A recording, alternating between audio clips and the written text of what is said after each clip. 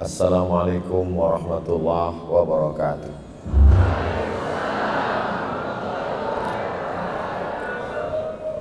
Apa kabar Bapak Ibu semua, sehat?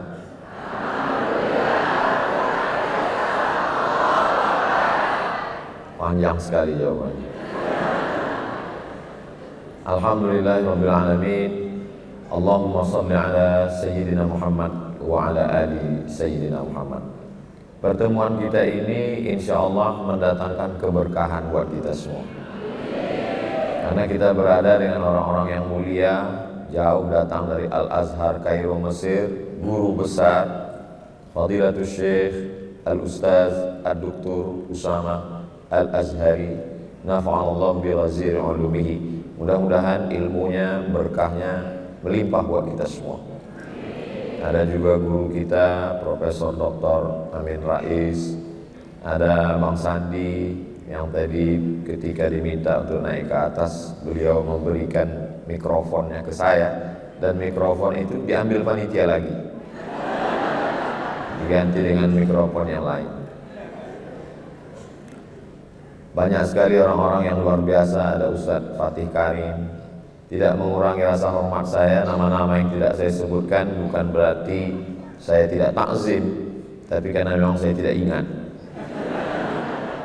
Hadirin hadirat, muslimin muslimat, mukminin mukminat yang belum kawin dan belum sunat, semuanya insya Allah dimuliakan Allah Subhanahu wa taala. Hadir juga di sini istri saya, mertua saya, Umi, kakak saya, ada papa, ada mama, semuanya, mereka semua ikut berbahagia. Allah itu sangat sayang dengan bangsa Indonesia. Kalau dia lihat ada orang yang terlalu putus asa, bawaannya udah mau mati, maka dia kirim salah satu hambanya untuk membahagiakan. Maulana, Maulana, Maulana. Nggak jadi bunuh diri. Kalau dia lihat ada hambanya orang Indonesia ini yang sudah terlalu bahagia dengan dunia, dikirimnya lagu, dan lagu itu ditulis ternyata di atas pemakaman Baqi Madinah. Dan setelah dinyanyikan, saya senang sekali, tidak ada yang meninggal. Padahal di tempat lain begitu selesai langsung ada beberapa mati. Ternyata rahasianya di mana? Rahasianya dari seorang ibu yang menulis, membaca Al-Quran, dan meninggalnya pun di atas Al-Quran. Jadi yang kita lihat selama ini, pertemuan hari ini memberikan jawaban terhadap pertanyaan-pertanyaan besar yang ada di kepala saya.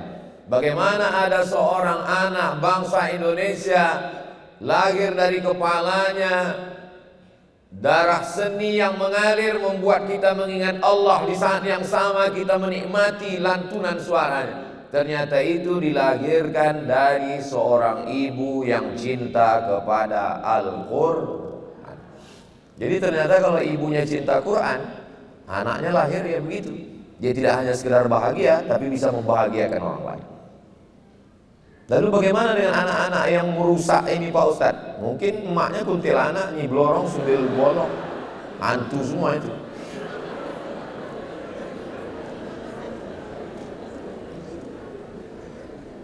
Putri Indonesia, artinya kalau putri Indonesia kan orang yang paling cantik di Indonesia. Masuk Islam, setelah masuk Islam apa yang terjadi? Suami meninggal dunia. Apa selanjutnya? Masuk penjara. Apa selanjutnya? Terhinakan. Apa selanjutnya? Merasa tidak berbakti kepada orang tua. Orang tua merasa apa salahku sebagai orang tua sehingga kamu mempermalukan seperti ini. Di mana letak rahasia kekuatannya? Kenapa begitu kuat? Selama ini saya termasuk yang penasaran, apa yang membuat kuat? Hari ini saya mendapatkan jawabannya. Ternyata kekuatannya ada pada Al-Quran. Wa nunazzilu minal Quran. Kami turunkan Al-Quran ini ma huwa syifa. Al-Quran ini adalah syifa. Allah tidak mengatakan dawa. Dawa itu obat, tapi belum tentu menyembuhkan. Berapa banyak obat dari penyakit? Si Anu meninggal kenapa? Kebanyakan makan obat Pak Ustaz, mati. Tapi ini dipilih Allah satu kata syifa, penyembuh. Ternyata jawabannya ada pada Al-Quran. Apa yang terjadi dengan bangsa Indonesia hari ini? Percaya tidak percaya, bisa tulis di handphone. Tulis saja di Google itu buta huruf Al-Quran Indonesia, buta huruf Al-Quran di Indonesia, buta huruf Al-Quran di Indonesia. Oh, kok nggak muncul? Buta huruf Al-Quran di Indonesia. MPR, cnnindonesia.com, MPR.2 mengkhawatirkan 72% Muslim Indonesia buta aksara Al-Quran. Kita boleh bangga sebagai Muslim terbesar di dunia, jamaah haji terbanyak di dunia, tapi buta huruf Al-Quran 72%. Tolong nanti sebelum mengupload video ini, yang bagian ini edit. Soalnya saya malu nanti pas saya ceramah di Malaysia sama di Brunei. Bisa kan tim media? Apa kata orang Malaysia sama Brunei? Ceramah jauh-jauh ke Kuala Lumpur, ke Bandar Seri Begawan, di kampung aja 72% gak bisa baca Quran. Tolong edit yang ini. Masa ngedit itu aja gak bisa? Di negeri ini semua bisa diedit.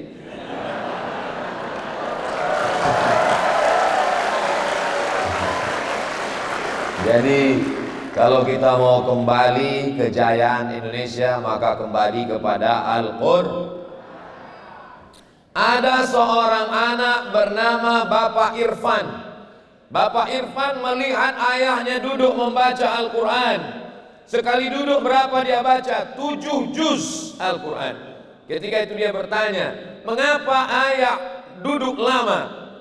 Hatiku terlalu ingat pada almarhumah ibumu, maka untuk menenangkan jiwaku aku membaca Al-Quran. Duduk 7 juz, gundah gulananya, risaunya, kecewanya hilang. Yang menguatkan ada Al-Quran. Ayahnya itu bernama Haji Abdul Malik Karim Amrullah, Buya Hamka.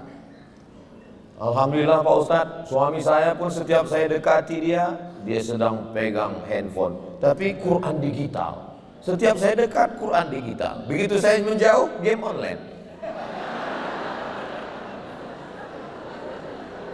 Apa sebenarnya yang terjadi? Mata bisa dibuat istirahat. Bagaimana cara mengistirahatkan mata? Pejamkan mata, insya Allah mata istirahat. Telinga bisa dibuat istirahat. Bagaimana mengistirahatkan telinga? Cari sumbat telinga, insya Allah telinga istirahat. Kaki mau beristirahat. Bagaimana mengistirahatkan kaki? Jangan jalan, duduk di rumah, baring-baring, insya Allah istirahat. Tapi ada yang tidak bisa diistirahatkan. Apa dia? Pikiran. Pikiran tidak pernah istirahat. Dia terus berpikir. Pak Ustadz, mohon maaf ya, untuk beberapa hari saya nggak bisa ikut pengajian. Kenapa? Saya mau mengistirahatkan pikiran saya. Saya mau pergi ke danau, saya mau pergi ke bukit, saya mau pergi ke laut. Akhirnya sampai ke pantai, mau istirahat. Ternyata apa yang terpikir? Tiketnya mahal, hotelnya mahal, tagihan. Dulu yang dipikirkan orang hanya anaknya, suaminya. Hari ini orang buka handphone, scroll. Yang dipikirkannya suami orang, anak orang, rumah orang. Manusia zaman sekarang ini aneh sekali. Tetangga beli kulkas, dia yang kedinginan.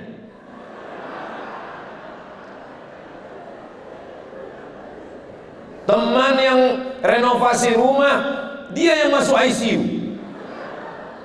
Maka pikiran inilah yang paling mengganggu manusia. Betul tidak Bapak Ibu? Banyak sekali yang mengaku. Jadi sebenarnya bagaimana cara mengistirahatkan pikiran? Alhamdulillah Pak Ustadz, saya sudah berhasil mengistirahatkan pikiran saya. Dengan apa? Saya pergi kemarin ketemu psikolog, psikiater, akhirnya dia kasih saya obat. Tenang. Alhamdulillah masalah saya hilang Pak Ustaz. Kok bisa hilang masalahnya? Dia kasih tahu ini dimakan pagi, ini dimakan siang, ini dimakan malam, ini makan sebelum makan, ini makan setelah makan, ini makan setengah, ini makan seperempat. Bertambah beban saya Pak Ustaz. Akhirnya pergi ke rumah-rumah spiritual yang katanya kalau kita pergi ke rumah spiritual ini kita akan tenang. Begitu masuk ke dalam, mendengar suara gemericik air terjun. Lalu kemudian terdengar suara kicau burung. Lalu menghirup suara aroma terapi dari asap-asap. Lalu kemudian pejamkan mata, tarik nafas, tarik, tahan. Disuruh mengamati nafas, juga tidak menyelesaikan masalah. Jadi satu-satunya cara adalah kembali kepada Al-Quran. Ambil wudhu, setelah itu sholat sunnah 2 rakaat, setelah itu buka Al-Quran. A'udzu billahi minasy syaithanir rajim. Bismillahirrahmanirrahim. Yasin wal Qur'anil Hakim. Innaka laminal mursalin ala siratim mustaqim. Suaminya nanya, ngapain kamu baca Yasin terus? Persiapan untuk kamu, Pak.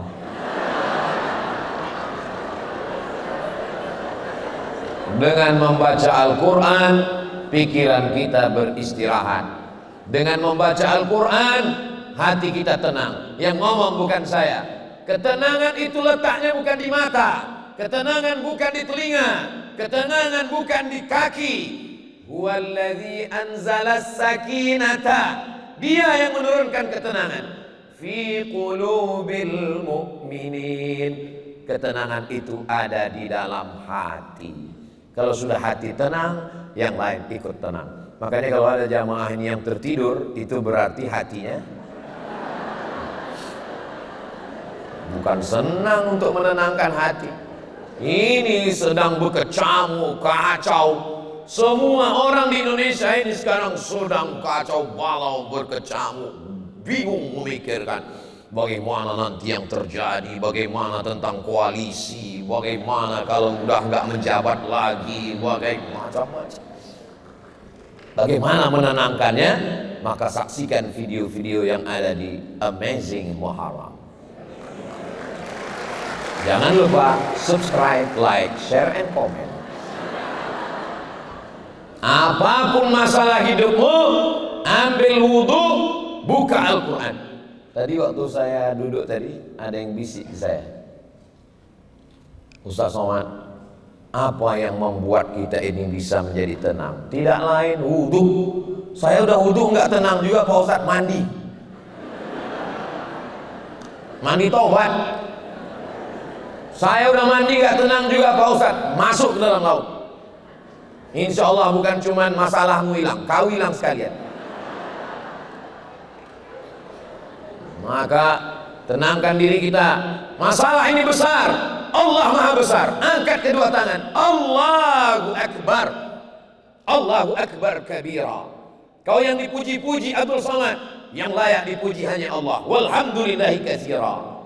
Engkau suci Abdul Somad, aku penuh dengan dosa, yang suci hanya Allah. Wa subhanallahi bukratan wa asila. Aku tidak menghadap kepada siapapun, aku hanya menghadap wajjahtu wajhiya lilladzi fataras samawati wal arda hanifan musliman wa ma ana minal musyrikin. Tapi jangan mentang-mentang udah dengar tausiah ini sholat zuhurnya nanti begitu. Inna sholati. Kata imam apa ini? Maksud itu cukup, itu sekedar saya nyampaikan. Nanti pas sholat tetap tenang di dalam hati. Serahkan semuanya kepada Allah. Duduk, baca Al-Quran. Yang selama ini memuliakan Al-Quran. Beli Quran termahal, sampulnya dari emas, disampul lagi dengan kain sutra, dimasukkan ke dalam kotak kayu jati, dipaku 4 sudut, gak pernah dibuka sampai mati. Aku nikahkan engkau dengan anakku dengan mahar seperangkat alat sholat dan kitab suci Al-Quran gak pernah dibuka sampai mati, tunai. Apa ini? Kenapa ulama dulu mengajarkan nikah maharnya Al-Quran? Supaya Al-Quran dibaca. Yang paling afdol, paling bagus mengajarkan anak Al-Quran. Kamu berani meminang anak saya? Iya. Saya tidak minta emas, saya tidak minta perak, saya tidak minta mobil mewah, saya tidak minta rumah yang besar. Saya hanya ingin kau ajarkan anak saya Al-Quran. Siapa namamu? Nama saya Imran, Pak. Ajarkan surat Ali Imran. Panjang sekali, Pak. Kalau mau nikah, memang nama saya di KTP Imran, Pak, tapi sehari-hari dipanggil kawan Kulhu. Ayo Kulhu Allah. Indah itu. Ini untuk mengajarkan kalian. Yang senyum yang belum nikah aja. Yang udah nikah apa boleh buat. Jadi yang paling bagus itu adalah ketika Nabi sedang menyampaikan tausiah, berdiri seorang perempuan. Apa kata dia? Inni wahabtu laka nafsi. Aku berikan diriku kepadamu. Kalau bahasa kampung kami, I give myself for you. Lalu kemudian apa kata Nabi? Nabi terus tausiah. Tiba-tiba berdiri seorang laki-laki. Karena Nabi nggak ada respon, berdiri seorang laki-laki. Ya Rasulullah, kalau engkau nggak mau, ya untuk aku aja ya Rasulullah. Kata Nabi, kamu mau? Iya. Iltamis walau khataman min hadidin. Carilah walaupun cincin yang terbuat dari besi. Dia pulang ke rumah cari cincin besi, nggak ada. Maka bapak-bapak kemana-mana tolong bawa cincin besi. Mana tahu nanti keadaan terjepit. Lalu kemudian setelah itu nggak ada ya Rasulullah. Kata Nabi, pulang cari lagi. Dia cari ke rumah, dia cari. Ada satu kain untuk mahar ya Rasulullah. Berapa kainnya? Satu. Jadi mahar nikah. Iya. Kalau kamu nikah maharnya satu kain ini dipakai istrimu, lalu kau pakai apa? Dia terdiam, dia malu. Akhirnya dia pulang. Ketika dia akan pulang, Nabi memanggil dia. Ta'al, come here. Lalu kemudian setelah dia datang, apa kata Nabi? Hal ma'aka minal Qur'an? Apakah kamu ada hafal Quran? Ternyata dia pun tidak hafal Quran semua. Suratu kada wa suratu kada wa suratu kada. Saya hafal surat ini. Nabi nikahkan dia. Zawwajtukaha bima ma'aka minal Qur'an. Ku nikahkan engkau dengan mahar mengajarkan Al-Quran. Ini sebenarnya tadi kan Mbak Angelina Sondah kan menyebut tadi siapa yang kaya. Ini untuk menurunkan harga mahar tadi. Jadi kalian siap-siaplah hafal surat-surat pendek. Betapa indahnya ketika anak kita diajarkan Al-Quran sebagai imam yang mampu mengajarkan Al-Quran. Bapak sebagai kepala rumah tangga, panggil anakmu, baca Al-Quran. Sudah berapa juz? Alhamdulillah Pak, sudah 5. Masya Allah, anak papa 5 juz? Enggak, Iqra 5. Oke, yang penting bisa ngaji. Dah. Istri, baca Quran. Enggak usah lama-lama, dari maghrib ke isya 45 menit. Handphone mati, TV mati, laptop mati, komputer mati, semua mati. Alhamdulillah Pak Ustadz, di rumah saya memang begitu tiap malam. Kenapa? Ngaji Quran? Enggak, pemadaman bergilir. Mati semua, anak baca Quran, istri baca Quran. Tapi saya belum bisa baca Quran Pak Ustadz. Saya ajari caranya. Kira-kira waktu udah mau habis, bilang, udah tutup semua. Papa nggak baca, waktu nggak cukup. Gitu caranya. Siapa di antara kita ini yang ramai, ini yang paling mulia, bukan yang paling kaya, karena harta akan tinggal. Bukan yang paling tinggi jabatannya, karena jabatan tidak lama. Yang kekal abadi hanyalah man ta'allamal Qur'ana wa 'allamahu, yang mengajarkan Al-Quran, yang belajar Al-Quran dan mengajarkan Al-Quran. Mudah-mudahan dengan program Amazing Muharram ini, maka terlaksanalah program Ustadz Fatih Karim mengqurankan Indonesia, hilanglah buta huruf Al-Quran insyaallah. Beliau bisa mengumpulkan orang yang hebat-hebat, ini luar biasa. Bayangkan, ada yang melihat ke atas, lihat ke bawah, luar biasa, bisa dikumpulkan di sini. Maka tidak salah kalau Konstantinopel ditaklukkan oleh Muhammad Al-Fatih, maka insya Allah buta huruf Al-Quran Indonesia ditaklukkan oleh Ustadz Fatih Khalid.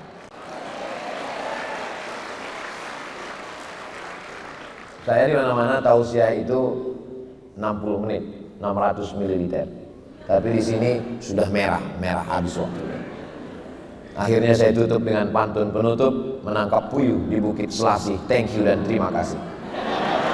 Mohon maaf atas segala kekhilafan. Wassalamualaikum warahmatullahi wabarakatuh.